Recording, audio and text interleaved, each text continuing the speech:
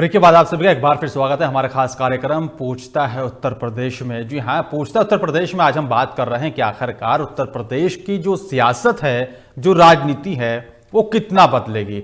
2022 में होने वाले विधानसभा के चुनाव से पहले जिस तरह से दल बदल की राजनीति उत्तर प्रदेश में शुरू हो चुकी है, और कितनी बदलेगी राजनीति, कितने नेता दल बदलकर दूसरे पार्टी में शामिल होंगे, इसी पर हम बातचीत कर रहे हैं। और अमित त्रिपाठी नेता बीजेपी मेरे साथ जुड़े हुए हैं और साथ ही नरेंद्र चौहान सपा नेता भी मेरे साथ जुड़े हुए हैं। अमित त्रिपाठी जी, एक बार फिर से मेरा सवाल सबसे पहले आप ही से है कि उत्तर प्रदेश की जो राजनीति अब बदलती हुई देखी जा रही है, क्या ये माना जाए कि आखिरकार दल बदल के सहारे ही अब सपा अपनी सियासत की जो जमीन है उसको पक्का करने की कोशिश कर रही है? देखिए बिलाल जी, मैं आपसे बहुत जिम्मेदारी से कहना भी चाहता हूँ, पूछना भी चाहता हूँ कि मुझे ये नहीं समझ में आ रहा है कि इसमें भारतीय जनता पार्टी को कहां से खतरा। जिस तरीके से, जैसे आप भी जानते हैं, राज्यसभा की 10 सीटों का चुनाव है, बिल्कुल, और 10 सीटों में हमारे पास 303 विधायक हैं। एक विधायक को 37 वोट की जरूरत है, जिससे हमारे 303 का गुणा कीजिए तो 8 हमारे प्रत्याशी जीत रहे हैं। तो हम 9वीं और 10वीं नहीं जीत रहे हैं, तो हमने अपना प्रत्याशी नहीं उतारा। अब हमने 8 सीट हम ही जीत रहे हैं, हम सब जो बसपा के विधायक हैं वो शामिल हो गए सपा में। तो इसमें भी भारतीय जनता पार्टी की कमी है। मैं कहना चाहता हूं कि ये दोनों आपसी झगड़ा उन दोनों पार्टियों का है, और आज वो दोनों, लेकिन सर इस पूरे घटनाक्रम को आने वाले चुनाव से भी जोड़कर देखा जा रहा है त्रिपाठी जी। जो 2022 में चुनाव होगा विधानसभा का, उसी से जोड़कर देखा जा रहा है सर। तो बिल्कुल मैं आपसे कह तो रहा हूं कि नंबर भारतीय जनता पार्टी को ये दूर दूर तक छू नहीं पा रहे हैं। आज इनके 48 विधायक समाजवादी पार्टी के, 17 मायावती जी के, तो इन दोनों के बीच में कश्मकश चल रही है कि कौन नंबर 2 पे आ जाए। और मैं कहना चाहता हूं, आज जिस तरीके से उत्तर प्रदेश में विपक्ष विफल रहा है, उसको भी कहीं ना कहीं पूरा करने का प्रयास विपक्ष द्वारा किया जा रहा है। ठीक है सर। दूसरी चीज है, ठीक है सर, आप जिस तरीके जी लौटूंगा आपके पास अमित त्रिपाठी जी। नरेंद्र चौहान जी, आम आदमी पार्टी की बात की जाए या फिर सपा की बात की जाए, बसपा की बात की जाए, तो लगातार बीजेपी के सामने जो है जन विरोधी नीतियों को लेकर सड़कों पर उतरते रहे हैं। लेकिन अगर सपा की बात की जाए, सपा की अगर नंबर हम देकर बात करें, क्योंकि बीजेपी की तरफ से दावा किया जा रहा है कि नंबर 1 पार्टी बनकर उभर रही है, तो बसपा या फिर सपा किस तरह से आप देखते हैं? लेकिन सपा कितने नंबर पर सामने आ रही है? देखिए, 2022 में समाजवादी अपने दम पर सरकार बनाएगी, और भारतीय जनता पार्टी का सिर्फ जनता को गुमराह करके सरकार बनाई। और इनका एक नारा था, बेटी बचाओ बेटी पढ़ाओ, जो नारा बनाया था, एक बेटी पढ़ाओ बेटी बचाओ। उसमें आप देख रहे हैं कितनी बेटी पढ़ी, कितनी बेटी बची। आए दिन मैं तो ये जानता हूं कि जितने बलात्कार भारतीय जनता पार्टी में हुए हैं, इतने बलात्कार कोई से सरकार में नहीं होंगे। पिछला रिपोर्ट था और 15, अगर मोदी जी की बात करें, मोदी जी ने कहा था कि 15 लाख रुपए अगर हमारी सरकार आती है तो 15 लाख रुपए हम प्रत्येक खाते में बाहर से काला धन मंगवा करके हर खाते में भिजवाएंगे। बताइए किसी का है जी? ठीक है, ठीक है, इसी बात का बता दो ना पहले। ठीक है, अमित त्रिपाठी जी बात करिए आप। बिल्कुल, मैं जवाब देना चाहता हूँ फिलहाल जी। आपका चैनल पे मैं पहली बार हूँ, आपसे उम्मीद करता हूँ आप इनको बताइए कि कहां पर प्रधानमंत्री जी ने यह कहा था कि उन्होंने एक विषय को लेकर एक बात कही थी, काला धन आ जाता है तो व्यवस्थाओं में अगर कैलकुलेट किया जाएगा तो 15 लाख अकाउंट में आएंगे। ये कहीं नहीं कहा गया था कि 15 लाख रुपए प्रत्येक व्यक्ति के अकाउंट में डाले जाएंगे। देखिए, लेकिन सर ये जरूर कहा गया था कि काला धन को वापस लाया जाएगा, ये जरूर कहा गया था। बिल्कुल बिल्कुल। तो काले धन पे आप भी जानते हैं कि हमारी सरकार गंभीर लगातार कार्रवाई हो गई। आप भी देखते हैं, चाहे विजय माल्या हो, चाहे फिर नीरव मोदी हो, इनके ऊपर कार्रवाई चल रही है और इनको जानकारी नहीं होगी। लेकिन वापसी कब होगी सर इनकी? ये बड़ा अहम सवाल है सर, विस्तार से उस पर हम लोग बातचीत करेंगे। लेकिन आज हम बात करें उत्तर प्रदेश की राजनीति को लेकर। नरेंद्र चौहान जी, अगर बात की जाए उत्तर प्रदेश के अंदर अभी जो चुनाव हो रहे हैं, चुनाव की बात की जाए या फिर जिस तरह से राज्यसभा चुनाव की बात की जाए, फिर आने वाला जो विधानसभा चुनाव है उससे जोड़कर बात की जाए, कितनी मजबूत है सपा उत्तर प्रदेश के अंदर? देखिए, इस टाइम 7 सीटों पर चुनाव है, 7 सीट समाजवादी जीत रही। 8 पर चुनाव है, जानकारी सही कर लीजिए। 8 पर जानकारी लेके बैठिए। नहीं सर, चुनाव 7 सीटों पर हो रहा है, एक सीट पर अभी चुनाव नहीं हो रहा है। जानकारी आप कर लीजिए पहले पूरी। ठीक है सर, किस तरह से सर, और किस रणनीति के साथ सर? जनता देखिए बीजेपी से, भारतीय जनता पार्टी से लोग इतने परेशान है। अगर किसान की बात की जाए तो किसान परेशान, महिला अपने आप को असुरक्षित समझ रही है, युवाओं को रोजगार की बात की जाए युवा परेशान। तो जनता इतनी परेशान है, वो पिछला समाजवादी का टाइम याद कर रही है और आज का जो समय है वो समाजवादी का।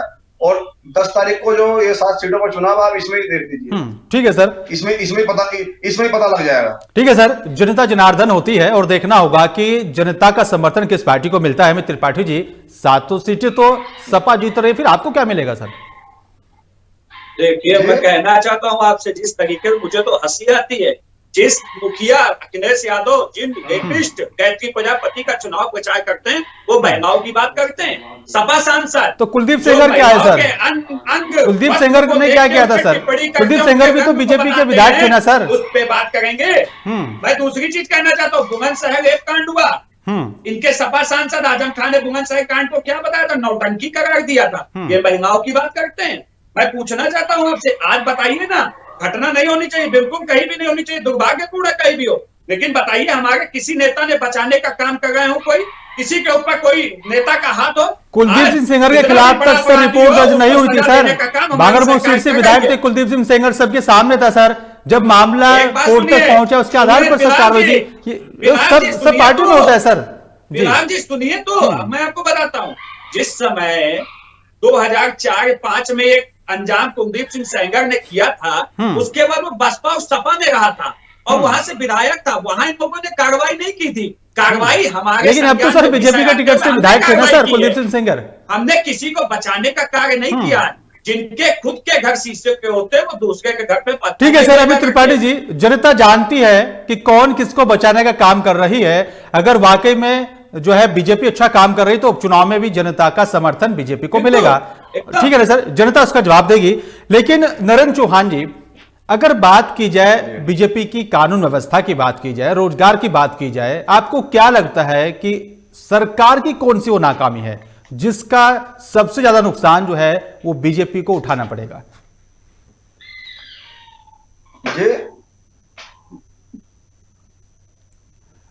आपको मेरी आवाज मिल रही है नरेंद्र चौहान जी? आप मुझे सुन पा रहे हैं? हाँ सुन नहीं पाया था, दोबारा बता दीजिए सर। आपको क्या लगता है, जो अब चुनाव हो रहा है और कानून व्यवस्था को लेकर उत्तर प्रदेश में बात की जाए, योगी सरकार में रोजगार की बात की जाए, किसानों के मुद्दों की बात की जाए, आपको क्या लगता है कि सरकार की कौन सी नाकामी है जिसका नुकसान बीजेपी को उठाना पड़ेगा? देख, इसमें कोई से भी अगर हम किसी उसकी बात करें, चाहे किसान की बात करें, किसान परेशान है, महिला अपने आप को असुरक्षित समझ रही है भारतीय जनता पार्टी में, युवाओं से बड़े बड़े वादे किए थे, इतनी नौकरियां उसमें निकालेंगे, इतनी वैकेंसी निकालेंगे, बताओ कोई सी वैकेंसी। तो इसमें हर वर्ग परेशान है और इसका जवाब आने वाली 3 तारीख को जनता दे देगी। ठीक है सर, लेकिन सर अगर बात की जाए 7 सीटों पर जो चुनाव हो रहा है, बीजेपी पूरी दमखम के साथ जो है चुनावी मैदान में उतर चुकी है। आपकी तरफ से बड़े नेताओं की रैलियां या फिर एक बड़ा अभियान वो सपा का दिखाई नहीं दे रहा है सर, ये कैसे फतेह करेंगे आप? जी, समाजवादी पूरी तैयारी से चुनाव लड़ रही है और हर जगह जनता के बीच जो प्रोग्राम बांटे गए हैं, हर किसी को अपना अलग अलग तरीके से हर विधानसभा में जाने का टाइम देगा और पूरी इसका जवाब 3 तारीख में जनता दे देगी और 10 तारीख में आपको दिख जाएगा 7 सीटों पर समाजवादी के विधायक जीत रहे। ठीक है सर, लेकिन अगर 7 सीटों को यहां पर सपा जीत रही है तो फिर बीजेपी के पास क्या जाएगा सर? बीजेपी के पास कुछ नहीं, खत्म। ठीक है सर, अमित त्रिपाठी जी, सपा ने तो 7 की 7 सीटों पर अपनी जीत दर्ज कर ली है अभी से, तो भी सर आपको क्या मिलेगा? खाता नहीं खोल पाएंगे क्या बीजेपी? देखिए बिलाल जी, मुझे तो बहुत हंसी आ गई, सच में बहुत हंसी आ गई है कि अभी इनसे पूछिए कि 403 विधानसभा सीटें हैं उत्तर प्रदेश में, इनसे पूछिए कि हम ये कितनी जीत गए, ये बताएंगे 403 हम सब जीत गए। तो इनकी ये मजबूरी है, ये कहेंगे, क्योंकि यहाँ पर अपने पार्टी का धर्म निभा रहे। लेकिन मैं आपको बहुत जिम्मेदारी के साथ बता सकता हूँ, योगी जी के कुशल प्रशासन के चलते जिस तरीके से कोरोना महामारी में जमीन पर उतरकर जनता के हितों की चिंता माननीय योगी आदित्यनाथ जी ने की है, जनता उसको देखती है और आने वाले चुनाव में उसका जवाब देगी। क्योंकि आज उत्तर प्रदेश को अगर सबसे ज्यादा किसी की जरूरत है तो माननीय योगी आदित्यनाथ की जरूरत है। और आप सिर्फ उत्तर प्रदेश नहीं, आज देश के लोकप्रिय मुख्यमंत्री में पहले नंबर पर हमारे मुख्यमंत्री योगी आदित्यनाथ जी हैं। तो ये हमारे लिए सौभाग्य कि हमारे पास ऐसे मुख्यमंत्री हैं। मैं दूसरी चीज कहना चाहता हूं, अभी इन्होंने कहा, आपने पूछा एक सवाल कि इनके बड़े नेता कहाँ हैं। बड़े नेता सरेंडर हो चुके हैं, उनको हवा का रुख पता है, इसलिए वो अपनी बेइज्जती कराने जमीन पे नहीं उतरना चाहते हैं। उनकी जमानतें जब्त हो जाएंगी, इसलिए ये एक ठीक है। इसका सीधा जवाब मैं नरेंद्र चौहान से ही लूंगा। नरेंद्र चौहान जी, क्या वाकई में यही बात सच है और इसी कारण जो है आपके बड़े नेता बड़ी रैलियों में नजर नहीं आ रहे हैं? कौन सिलेंडर है जी, बताइए।